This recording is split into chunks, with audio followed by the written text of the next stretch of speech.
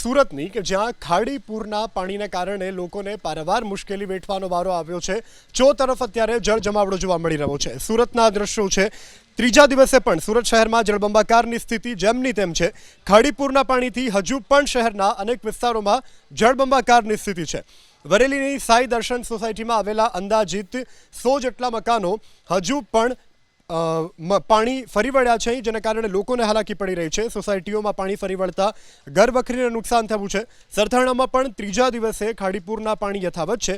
દુકાનો, મકાનો, રોડ, રસ્તા તમામ સ્થળો ખાડીપૂરના પાણીથી હાલ લબાલબ ભર્યા છે। તો કેટલાક વિસ્તારોમાં પાણી ઓસરતા દુકાનદારોએ જાતે જ સાફ સફાઈ અભિયાન પણ હાથ ધર્યું છે। ડુંભાલ વિસ્તારની પણ આવી જ કંઈક હાલત જોવા મળી છે। ખાડીપૂરના કારણે લોકોના ઘરમાં પાણી અણધારી આફત બનીને પ્રવેશ કરી ચૂક્યા છે। ત્રણ દિવસથી પાણીની વચ્ચે જીવન જીવવા સ્થાનિકો મજબૂર છે। પ્રશાસનના પાસે લોકો તાત્કાલિક પાણીના નિકાલની અપીલ કરી રહ્યા છે। તો ખાડીપૂરને લીધે ટ્રાફિક જામના પણ દ્રશ્યો સર્જાયા છે। લિંબાયત વિસ્તારમાં ખાડીપૂરના પાણીનો કોઈ નિકાલ થતો નથી। આ મીઠી ખાડીના પાણી આખા લિંબાયત વિસ્તારમાં ફરી વળ્યા છે। તો ખાડીપૂર વચ્ચે બેભાન દર્દી માટે પણ પ્રશાસન તરફથી કોઈ સુવિધા કરવામાં આવી નથી। રેમાન નામના વ્યક્તિની તબિયત લથડતા બોટની સુવિધા ન હોવાથી સ્થાનિકો ઉચકી અને દર્દીને સારવાર માટે લઈ જવા મજબૂર બન્યા છે। 108ના કર્મચારીઓને પણ ઘટના સ્થળે પહોંચવામાં 30 મિનિટ જેટલો સમય લાગ્યો।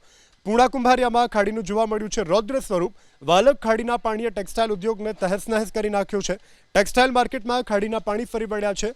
વાલક ખાડીના પાણીમાં મંગળવારે એક યુવક તણાયો હતો, જેનો પણ હજુ સુધી કોઈ પત્તો લાગ્યો નથી। ત્યારે ખાડીના વહેણથી દૂર રહેવાની પણ લોકોને હાલ અપીલ કરવામાં આવી રહી છે। ત્રણ દિવસથી ખાડીના પાણીના ઓસરતા સુરત કડોદરા હાઈવે બંધ થયો છે। હાઈવે બંધ થતાં સારોલી ટેક્સટાઇલ ઉદ્યોગને કરોડોનું નુકસાન થયું છે।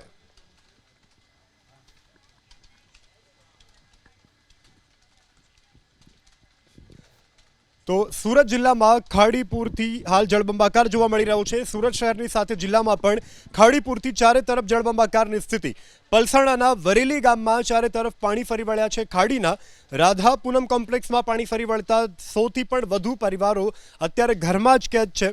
કોમ્પ્લેક્સ નીચે કમરસમાં પાણી ભરાયા છે। આડેધડ થયેલા બાંધકામને લીધે પાણી નિકાલની વ્યવસ્થા પૂરતી ન હોવાથી આ વિસ્તારમાં જળબંબાકાર થયું છે। તો કારેલી ગામમાં પણ તારાજીના આવા જ દ્રશ્યો સામે આવ્યા છે। કારેલી ગામની રુદ્રાક્ષ સોસાયટી, રાહી સોસાયટીઓમાં વરસાદી પાણી ભરાયા છે। બંને સોસાયટીના અંદાજિત 1000થી વધુ ઘરોમાં પાણીએ સામ્રાજ્ય જમાવ્યું છે। ઘરોમાં કમરથી લઈ ગળા ડૂબ સુધીના પાણી ફરી વળ્યા છે। તો સવર્ણ લીલા સોસાયટીમાં પણ 300થી વધુ ઘરોમાં હાલ 3થી 4 ફૂટ સુધીના પાણી ફરી વળ્યા છે। તો ઘર અને દુકાનોમાં પાણી ફરી વળતા ઘર વખરી પલળતા રહીશોને ભારે નુકસાન વેઠવાનો વારો આવ્યો છે। પ્રશાસન મદદે ન આવતા રહીશોમાં અત્યારે રોષ જોવા મળી રહ્યો છે। આજે સતત બીજા દિવસે સાનિયા હેમાદ ગામ પાણીમાં ગરકાવ। ખાડીપૂરના પાણીથી સાનિયા હેમાદમાં 7 ફૂટ સુધીના પાણી ફરી વળતા જળ કરફ્યુ જેવી સ્થિતિનું નિર્માણ થયું છે। ખાડીપૂરના પાણીથી ખોડિયાર માતાનું મંદિર પણ સંપૂર્ણપણે હાલ પાણીમાં ગરકાવ થયું છે। ચારે તરફ પાણી ફરી વળતા રહીશો ઘરમાં કેદ છે।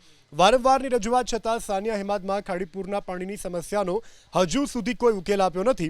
સતત બીજા દિવસે વરસેલા વરસાદથી ઉમરપાડાની વરેહ નદીમાં પાણીની ભરપૂર આવક યથાવત છે। તો આ સાથે બલાલ કુવા જતો લો લેવલ કોઝવે 2 દિવસથી બંધ છે। વરેહ નદીના પાણી કોઝવે ઉપર ફરી વળતા બલાલ કુવાથી વહાર, આમલી, દાભડા જતો રસ્તો પ્રશાસને બંધ કર્યો છે। વહેર નદીના પાણીથી માંડવીની ખાડીમાં ઘોડાપૂરની સ્થિતિ સર્જાય છે। માંડવીના પીચણવાનથી જામકુઈ અને ધજ રસ્તા ઉપર પણ અત્યારે પાણી ફરી વળ્યા છે। સાથે લો લેવલ કોઝવે બંધ થતાં વાહન ચાલકો પણ અટવાયા છે।